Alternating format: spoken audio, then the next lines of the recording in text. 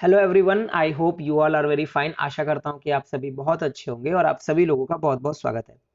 दोस्तों, आज के इस वीडियो में हम लेटर राइटिंग के फॉर्मेट को समझेंगे कि कैसे जब आपसे कभी लेटर लिखने को कहा जाए या फिर कभी आपको लेटर लिखने का मौका मिले तो आप उस लेटर को किस फॉर्मेट में लिखो और किस तरह से लिखो कि वो लेटर ज़्यादा अच्छा लगे, अट्रैक्टिव लगे और सामने वाले को समझ में भी आए। जैसा कि आपकी स्क्रीन पर एक लेटर लिखने को कहा गया है ना? वो जो भी है वो आपकी स्क्रीन पे दिख रहा है। अभी हम इस बारे में बात करेंगे। सबसे पहले थोड़ा सा ये समझ लेते हैं कि जो लेटर के दो टाइप होते हैं, जो मेन टाइप होते हैं, वो होते हैं फॉर्मल और इनफॉर्मल। तो थोड़ा सा इस बारे में समझ लेते हैं कि फॉर्मल क्या होता है और इनफॉर्मल क्या होता है।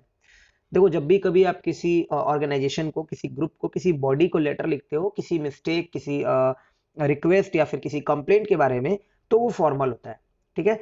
यानी कि फॉर्मल लेटर जो है, जैसे मान लो आप किसी घर, कहीं पे भी जहां रह रहे हो, जिस कॉलोनी में रह रहे हो, वहां की सड़कें खराब है, उस बारे में आपको लेटर लिखना है वहां की अथॉरिटी को, जो भी वहां पे है।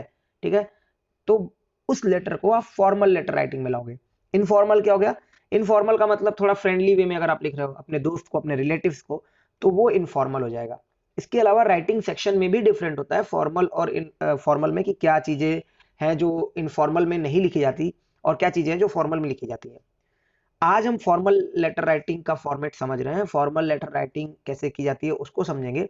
फिर जब हम इनफॉर्मल करेंगे तो वहां पे आपको इनफॉर्मल वाला भी समझ में आ जाएगा कि क्या क्या चीजें और अलग होती है इनफॉर्मल और फॉर्मल में।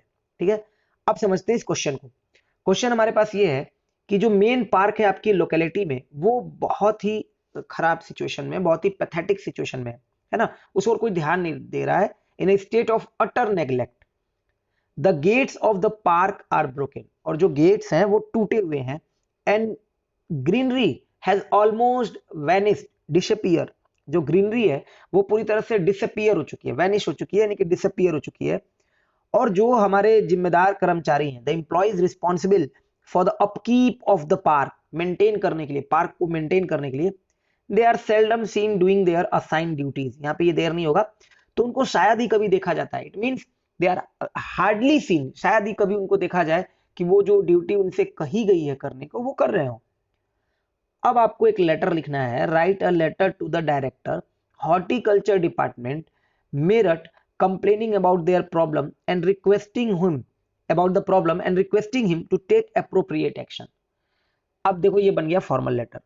आप जहां रहते हो उस लोकेलिटी में एक मेन पार्क है जो कि बहुत ही अटर नेग्लेक्ट वाली सिचुएशन में, बहुत ही पैथेटिक कंडीशन है उस पार्क की, है ना? हालत बहुत खराब है। The gates are broken, greenery has almost disappear, और कोई वहां पे जो अपकीप करने के लिए जो गार्ड होते हैं या जो भी रिस्पॉन्सिबल इंप्लॉइज हैं, they are not doing their duties, they are hardly seen, उनको शायद ही कभी देखा जाए इस बारे में। सो राइट अ लेटर, और किसको? सो टू द डायरेक्टर, और वो कौन है? कॉमा हॉर्टिकल्चर डिपार्टमेंट के, मेरठ वो जगह है जहां पे आपको लेटर लिखना है। Complaining about the problem and requesting him to take appropriate action. You are Brij Kishore और गोपा, आपका नाम भी आपको दिया जा रहा है। आपको कोई भी चीज अपने पास से डिस्क्लोज नहीं करनी है कि पिंटू चतुर्वेदी और अपने जगह का नाम लिख दिया आपने, है ना? ये सब आपको नहीं करना है, पिंटू नहीं बनना है। आपको जो नाम बोला जाए, यू आर ब्रिज किशोर या गोपा, और कहाँ के हैं आप? रेजिडेंट है किशोर नगर मेरठ के। तो मेरठ में कोई जगह है किशोर नगर, वहां के आप रेजिडेंट है, आप वहां के निवासी हैं और आपको ये लेटर लिखना है। तो देखो, अब ये बन गया लेटर फॉर्मल लेटर। जिस तरह की इसमें सारी चीजें दी हैं, ये सारी फॉर्मल लेटर की पहचान है। इससे पता चलता है कि आपको एक ऑर्गेनाइजेशन को लेटर लिखना है, आपको एक बॉडी को लेटर लिखना है, और वो कौन है? वो डिपार्टमेंट है, हॉर्टिकल्चर डिपार्टमेंट। ठीक है? चलो आगे देखते हैं। अब सबसे पहले जो लेटर राइटिंग में होता है कॉन्सेप्ट, आप जहां से लेटर लिख रहे हो वही बन जाएगा आपका सेंडर एड्रेस। जैसे आपसे बताया गया था कि आप किशोर नगर मेरठ के हो, आपको अपना नाम नहीं लिखना है यहाँ पे, ये ध्यान रखना है। आप यहाँ पे नाम मत लिख देना कि पिंटू किशोर नगर मेरठ, या फिर वही जो ब्रिज किशोर या गोपा दे रखा है, आपको ये सब नहीं लिखना है। सीधे सेंडर्स एड्रेस। ठीक है? फिर एक लाइन का स्पेस देना है, फिर डेट। डेट में ध्यान रखना है, ये ऑब्लिक उब्लिक नहीं यूज करना है। फेब्रवरी 27 2021, या तो ये लिख दो या लिख लो 27 फरवरी 2021, आप ऐसे कर लो। फिर एक लाइन का स्पेस देना है, और फिर जिसको आप भेज रहे हो, यानी कि रिसीवर एड्रेस, जो रिसीव करेगा, डायरेक्टर हॉर्टिकल्चर डिपार्टमेंट मेरठ। ये सारी चीजें आपको क्वेश्चन में गिवन होती हैं, दी होती हैं, दीज आर गिवन इंफॉर्मेशन, ये पूरी तरह से दी गई होती हैं। फिर एक लाइन का स्पेस देना है। अब यहाँ पे आपको सब्जेक्ट लिखा है, आप चाहो तो यहाँ पे सैल्यूटेशन के तौर पे सर या डियर सर, दोनों में से कोई भी यूज कर सकते हो। यानी कि बात अब यहाँ पे आ रही है कि पहले सैल्यूटेशन लिखे या पहले सब्जेक्ट लिखे। आप चाहो तो पहले सैल्यूटेशन लिखो फिर सब्जेक्ट लिखो, आप चाहो तो पहले सब्जेक्ट लिखो और फिर सैल्यूटेशन लिखो, दोनों में कोई प्रॉब्लम नहीं है।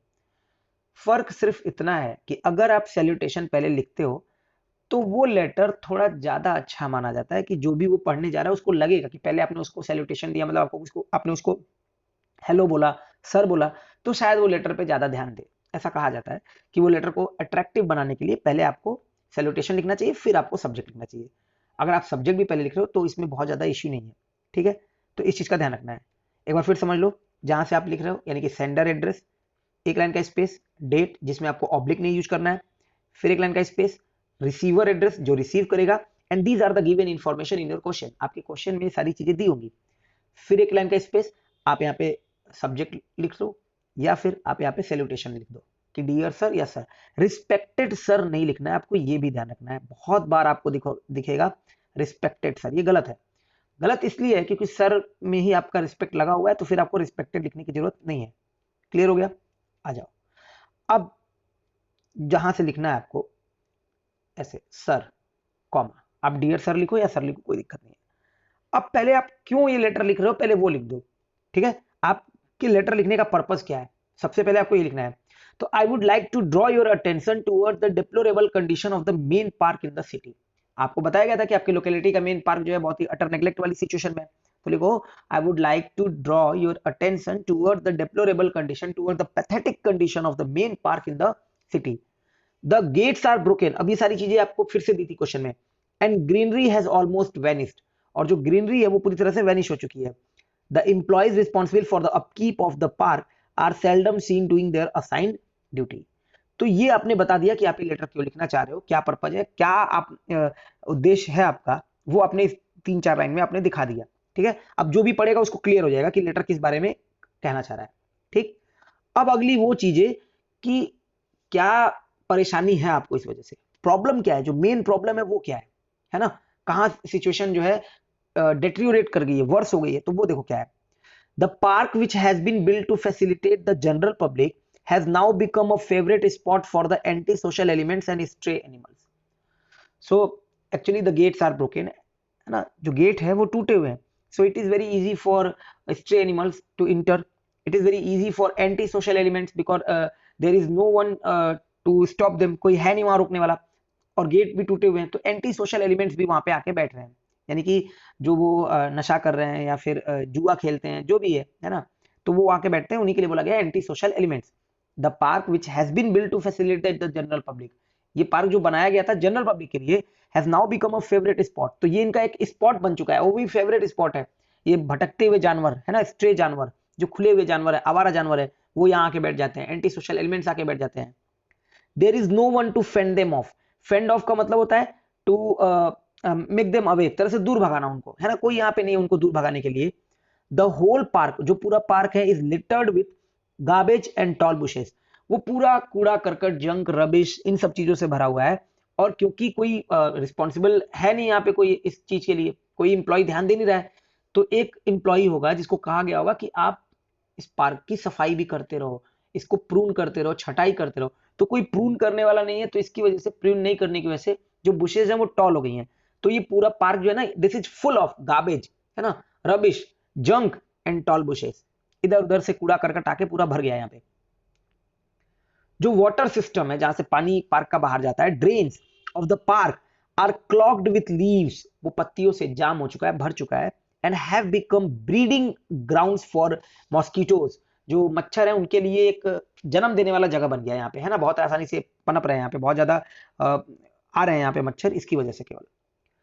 Now the general public is now scared of using this park, और इसी वजह से जो जनरल पब्लिक है वो क्या हो रही है कि स्केयर्ड हो रही है, डर रही है इस पार्क को यूज करने में। दे आर गेटिंग अफ्रेड, है ना, वो डर रहे हैं इस पार्क को यूज करने में। क्यों?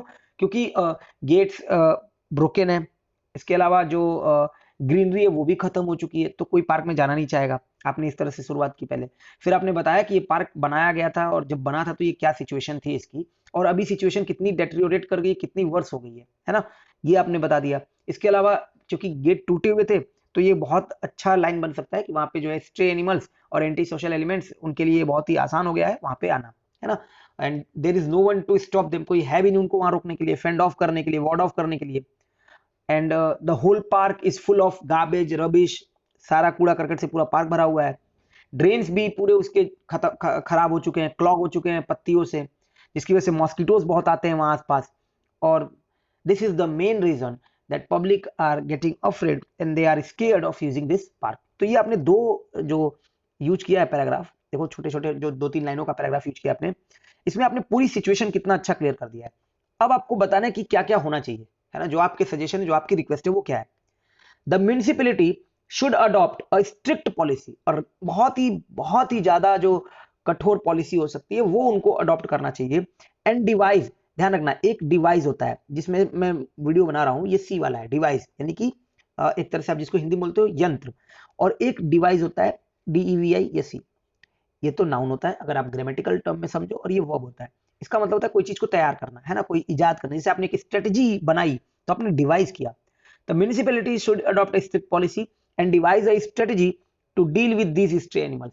जो भटकते हुए जानवर है, roaming freely, जो कि रोम का मतलब होता है wander here and there, मतलब बहुत ही फ्रीली ये मूव कर रहे हैं, इनको रोकने के लिए, इनसे निपटने के लिए, टैकल करने के लिए एक स्ट्रेटजी और एक स्ट्रिक्ट पॉलिसी लेकर आना चाहिए म्यूनिसिपैलिटी को। इसके अलावा जो हॉर्टिकल्चर डिपार्टमेंट है should be asked to take prompt action to restore the park to its original condition. Restore करने का मतलब क्या होता है, आपके मोबाइल में एक ऑप्शन होता है रिस्टोर करने का, जिससे जो भी आपका जैसे गैलरी है या फिर कोई कुछ भी चीज आपकी चली गई है तो वो वापस आ सकती है मोबाइल में, ठीक है। यानी कि जो कंडीशन थी इस पार्क की जब अभी ये अटर नेग्लेक्ट वाली सिचुएशन में, gates are broken, greenery is vanished, वो सब कुछ खत्म हो चुका है ना, फेवरेट स्पॉट बन चुका है एंटी सोशल एलिमेंट्स और स्ट्रे एनिमल्स का, कोई रिस्पॉन्सिबल एम्प्लॉयज जो है वो ध्यान नहीं दे रहे हैं इस पार्क को मेंटेन करने के लिए। बट इसके पहले ऐसा नहीं था, ये मेन पार्क था लोकेलिटी का, और लोगों के लिए जो जनरल पब्लिक है उनका ये फेवरेट स्पॉट था, ना कि एंटी सोशल एलिमेंट्स का। तो इस सिचुएशन में ले जाना, जो कि अब सिचुएशन डेटेरियोरेट करके वर्सेन करके इस सिचुएशन में आ गई है, इसको वापस उस प्रीवियस वाली सिचुएशन में ले जाना, दैट इज कॉल्ड रिस्टोर करना। बात समझ में आ गई। तो हॉर्टिकल्चर डिपार्टमेंट है should be asked to take prompt action, and prompt action means to take immediate action. Prompt का मतलब हो गया इमीडिएट, तुरंत का एक एक्शन लेना होगा इस पार्क को रिस्टोर करने के लिए to its original condition, so that park lovers no longer hesitate to use the park. वो जो यूज करना है, जैसे सिचुएशन खराब होगी तो लोग वहां बैठ ही नहीं रहे हैं, है ना, वहां पे बहुत ही एंटी सोशल लोग बैठ रहे हैं, वहां पे अपना ड्रग्स चला रहे हैं, जुआ चला रहे हैं, अपना अपना खेल चल रहा है उनका, ठीक है। तो इसकी वजह से जो पार्क लवर्स हैं, जिनको पार्क में जाना पसंद है, शाम में टहलना पसंद है, वो हेजिटेट ना करें। I hope this letter will prove to be an eye opener. मुझे उम्मीद है कि ये लेटर जो है आई ओपनर का काम करेगा, आंख खोलेगा, मतलब आपका ध्यान ही सो जाएगा। And strict action will be taken to satisfy my request. फिर आपको यहाँ पे एक लाइन का स्पेस देना है, फिर thanking you your sincerely Gopa resident. Clear. अभी यहाँ पे जो एक सबसे बड़ी बात ध्यान देने वाली है वो यहाँ पे है। बहुत बार बच्चे योर सिंसियरली लिख देते हैं या फिर योर्स सिंसियरली, ये दोनों गलत है, ठीक है। आपको लिखना है योर्स सिंसियरली। आपको ये चीज बहुत ध्यान रखनी है कि यहाँ पे योर्स सिंसियरली, फेथफुली, ट्रूली, तो आप सिंसियरली लिख दो यहाँ के लिए, बहुत बेहतर है। और इस तरह का ये लेटर बन गया। तो आई होप कि आपको ये चीज समझ में आई होगी, और अगर वीडियो हेल्पफुल लगा हो तो आप वीडियो को अपने दोस्तों तक शेयर कर दीजिएगा, जो भी लोग हैं। और ये क्वेश्चन जो आपको लिया गया था ये प्रीवियस ईयर का ही है, लास्ट ईयर आपको यही क्वेश्चन मिला था लिखने के लिए, तो वहीं से ये क्वेश्चन उठाया गया था। आज के लिए इतना ही है। नेक्स्ट सेशन में हम फिर जो भी चीजें होंगी पढ़ने वाली उसके साथ मिलेंगे, और तब तक के लिए अपना ध्यान रखिएगा। आप सभी लोगों को बहुत बहुत धन्यवाद। Thank you.